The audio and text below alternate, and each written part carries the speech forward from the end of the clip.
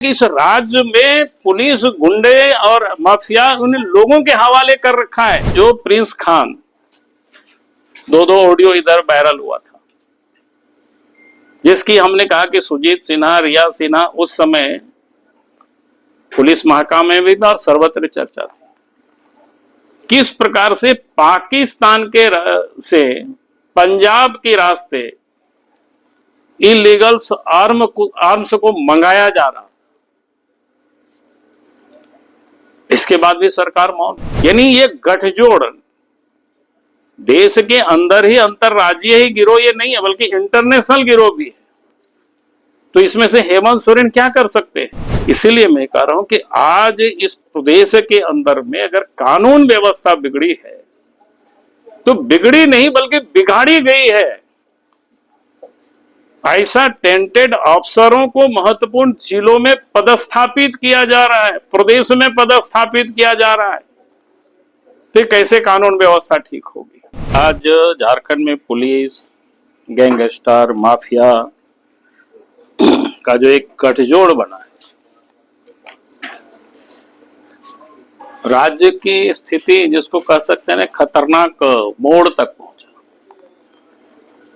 अब आम जनों की जो विश्वास जिसको कहते हैं या भरोसा सरकार के ऊपर, पुलिस प्रशासन के ऊपर, वो बिल्कुल डगमगाया हुआ है। और कोई संयोग नहीं है बल्कि इस परिस्थिति को पैदा किया गया है। और इस परिस्थितियों को कैसे पैदा किया गया, मैं सिर्फ आपको स्मरण कराना चाहता हूं आज की तारीख में। आप याद करिए, इस प्रदेश में आज जो डीजी पुलिस है उससे पहले अनुराग गुप्ता हुआ करते थे। इस अनुराग गुप्ता को हेमंत सोरेन ने 2 साल तक सस्पेंड रखा। उसके बाद फिर उनको डीजी पुलिस बनाया इलीगल तरीके से। जो सुप्रीम कोर्ट का गाइडलाइन था कि यूपीसी से जो सरकार ही नाम भेजती है, 4-5 नाम भेजती है, उसमें से 3 नाम शॉर्टलिस्ट करके सरकार को वापस कर देती है और उसमें से फिर डीजी पुलिस की नियुक्ति होती है। लेकिन राज्य सरकार ने कुछ भी नियमों का पालन नहीं किया और फिर उनको डीजी पुलिस बनाया। और इतना ही नहीं, जब वो रिटायर कर गए, यानी उनकी जो अवकाश प्राप्त कर, सेवा अवधि उनकी समाप्त हो गई, तो इलीगल तरीके से उनकी सेवा विस्तार भी कर दिया। ये आप सबके संज्ञान में है। मैं और सेवा विस्तार कर दिया, कुछ दिनों तक काम करते रहा। तो आप सबको ध्यान में है कि वो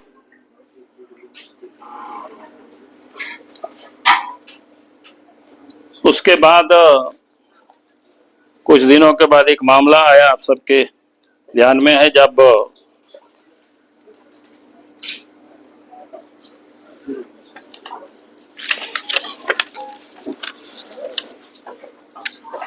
एक अपराधी का इनकाउंटर हुआ था, अमन साहू की। अपराधी कुख्यात अपराधी थे, लेकिन आज भी सवाल खड़ा है कि वो एक अपराधी की इनकाउंटर हुआ कि क्या बोलते उसको, गैंगस्टर या इस प्रकार की, या संगठित जिसको कहते हैं गैंग वार टाइप। मैं इसलिए इस बात को कह रहा हूं कि आप सबके ध्यान में उस समय काफी चर्चा का विषय बना था। एक अपराधी है सुजीत सिन्हा, वो जमशेदपुर के जेल में थे, फिर उनको पलामू जेल शिफ्ट किया गया था। बाद में फिर मीडिया में बाकी जो में बातें आई तो उनको हटाया गया। फिर बाद के दिनों में उनकी पत्नी की गिरफ्तारी होती है और अनुराग गुप्ता और रिया सिन्हा शायद नाम था कि उनके साथ चेट भी काफी पुलिस महकमे में भी और बाहर में भी वो चर्चा का विषय था। उसके बाद अनुराग गुप्ता को त्यागपत्र देना पड़ा।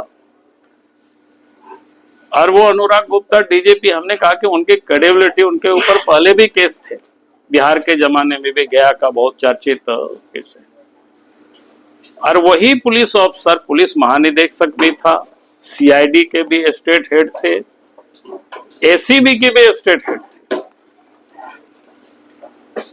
अब उन्होंने जब त्याग पत्र दिया तो तदासा मिश्रा को डीजी बनाया।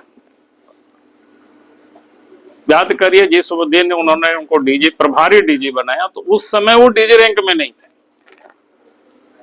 पहले उनको डीजी प्रभारी दिया और इसके बाद डीजी रैंक में उनको प्रमोशन किया।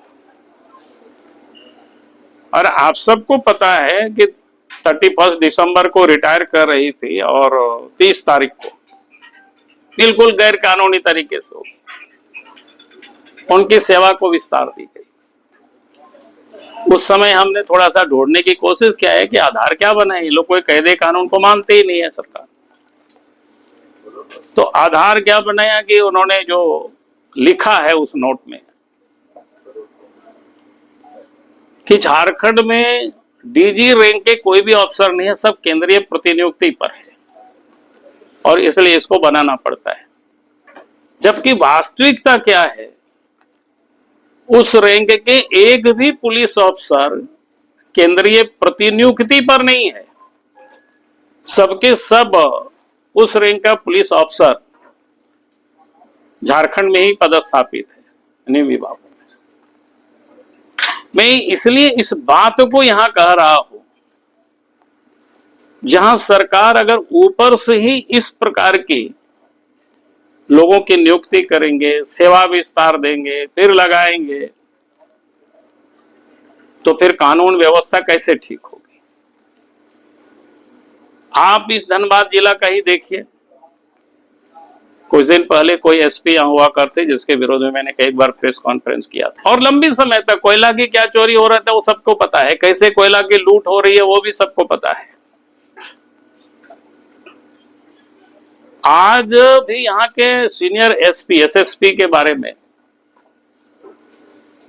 मैंने अभी यहां तो लग रहा है कि वर्दी वाला गुंडा और एक बिना वर्दी का गुंडा, मैंने क्या बोलते उसको, एक दूसरे के पर्दे खोल रहे हैं, मैंने कपड़े उतार रहे हैं। सरकार मूक दर्शक है भाई, कैसे अमन चैन राज्य में आएगा। आम जनता हो, व्यापारी हो, सारे लोग परेशान है। हमने कुछ दिन पहले, 2-4 दिन पहले हमने मुख्यमंत्री को पत्र लिखा है, उससे पहले भी हमने पत्र लिखा था सरकार को कि भाई जो प्रिंस खान 2 ऑडियो इधर वायरल हुआ था, जिसकी हमने कहा कि सुजीत सिन्हा, रिया सिन्हा उस समय पुलिस महकमे में भी और सर्वत्र चर्चा थी, किस प्रकार से पाकिस्तान के से पंजाब के रास्ते इलीगल आर्म्स को मंगाया जा रहा। इसके बाद भी सरकार मौन है। यानी ये गठजोड़ देश के अंदर ही अंतरराज्यीय ही गिरोह ये नहीं है, बल्कि इंटरनेशनल गिरोह भी है। तो इसमें से हेमंत सोरेन क्या कर सकते हैं।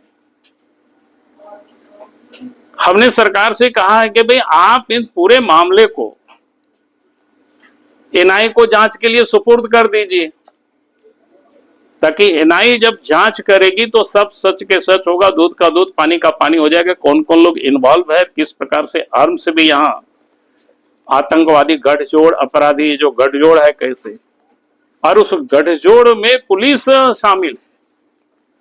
आप सब लोगों ने कुछ दिन पहले न्यूज देखे होंगे या पोर्टल में या अखबार में, एक राहुल सिंह नाम करके व्यक्ति जो प्रिंस खान को क्या सब मदद करता था, शूटर उनके लिए व्यवस्था करता था, और उस शूटर को सरकारी बॉडीगार्ड आखिर किसने उपलब्ध कराई।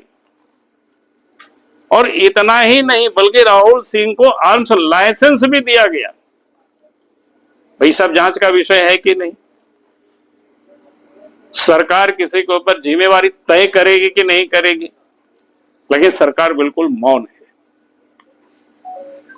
इसीलिए मैं कह रहा हूं कि आज इस प्रदेश के अंदर में अगर कानून व्यवस्था बिगड़ी है तो बिगड़ी नहीं बल्कि बिगाड़ी गई है। ऐसा टेंटेड अफसरों को महत्वपूर्ण जिलों में पदस्थापित किया जा रहा है, प्रदेश में पदस्थापित किया जा रहा है, फिर कैसे कानून व्यवस्था ठीक होगी? आज भी जिनको एसीबी के डीजी बनाया, एसीबी के प्रमुख बनाया गया है, प्रिया दुबे, उनकी पति पत्नी के ऊपर केस है, आप सबको पता ही होगा। संपत्ति उनके अटैच हुआ था कोर्ट से, उन्होंने भी कहा कि केस तो मामला चल ही रहा है। और अनुराग गुप्ता के जमाने से शराब घोटाला में कितने लोगों की गिरफ्तारी हुई, ताबड़तोड़। उस समय लग रहा था कि यार 2022 में हमने मुख्यमंत्री को पत्र लिखा था, ये गड़बड़ हो रहा है। उस समय नहीं क्या, चलो कम से कम अभी तो कर रहे हैं। लेकिन आश्चर्य होता है 17-18 ऐसे लोगों की गिरफ्तारी हुई और बाय डिफॉल्ट सबको बेल मिल गया और एक भी लोगों के ऊपर सरकार ने, पुलिस प्रशासन ने चार्जशीट नहीं सबमिट किया। सरकार मौन है। हमने ये सारे विषय को विधानसभा में भी उठाया था। क्या बता रहा है, कैसे राज चल रहा है? लगता है कि इस राज्य में पुलिस गुंडे और माफिया उन लोगों के हवाले कर रखा है। जमीन की लूट हो, कोयला की लूट हो, पत्थर की लूट हो, बालू की लूट हो, सब जगह ही। तो इसलिए मैंने सरकार से यह मांग की है कि भाई इन सारे मामलों को एनआईए से जांच करानी चाहिए। जहां 27 वर्षों के सफर में 17,000 से भी अधिक छात्रों ने डॉक्टर एवं इंजीनियर बनकर भरे सफलता की ऊंची उड़ान, जहां साधारण छात्र भी झारखंड टॉपर्स बनकर बना रहे इतिहास। दूरदर्शी शिक्षाविद श्री विपिन सिंह के मार्गदर्शन में मेडिकल एवं इंजीनियरिंग के लाखों छात्रों के लिए आशा की किरण के रूप में गोल नेशंस लीडिंग इंस्टीट्यूट। प्रतियोगिता परीक्षा की तैयारी का एकमात्र संस्थान NIBM banking, SSC, railway, JPSC परीक्षा की करे तैयारी। जौहरी का भूमिका ये संस्था अदा कर रही है और हीरा चमक रहा है। पूरे NIBM परिवार को मैं तहे दिल से धन्यवाद देती हूँ कि उन्होंने अपने कुम्हार के रोल को बहुत अच्छी तरह से निभाया। मेरा सिलेक्शन IBPS CSA में बैंक ऑफ महाराष्ट्र में हुआ है। करेंटली मेरा RRBPO में हुआ है। मेरा सिलेक्शन बैंक ऑफ इंडिया में एज ऑफिसर स्केल 1 हुआ है। मेरा सिलेक्शन इंडियन ओवरसीज बैंक में एज अ PO हुआ है। NIBM झारखंड का एकमात्र संस्थान। बायोम इंस्टीट्यूट नीट की तैयारी के लिए एक भरोसेमंद नाम। यहाँ अनुभवी फैकल्टी, स्मार्ट क्लासरूम और बेहतरीन टीचिंग मेथड से स्टूडेंट्स को मिलती है मजबूत तैयारी। यहाँ हर स्टूडेंट को मिलता है पर्सनल गाइडेंस और डाउट क्लियरिंग का पूरा सपोर्ट। नीट 2027 और 28 के लिए फेज 2 बैच 30 अप्रैल से शुरू हो रहा है। आज ही बायोम इंस्टीट्यूट से जुड़े और अपने डॉक्टर बनने के सपने को दे सही दिशा। बायोम इंस्टीट्यूट सिर्फ मेडिकल प्रिपरेशन का संस्थान। काम की तलाश है, भरोसेमंद नौकरी चाहिए? जुड़िए ANG के साथ, जहां श्रमिक सबसे पहले। 12 घंटे की ड्यूटी, हर दिन 3 समय का खाना, मुफ्त रहने की सुविधा, आपकी सुरक्षा के लिए इंश्योरेंस, ओवरटाइम का लाभ, PF सीधा क्लाइंट से, समय पर पूरा वेतन और जरूरत पड़ने पर एडवांस पे। ANG मैन पावर सॉल्यूशंस, सम्मान के साथ काम, भरोसे के साथ कमाई।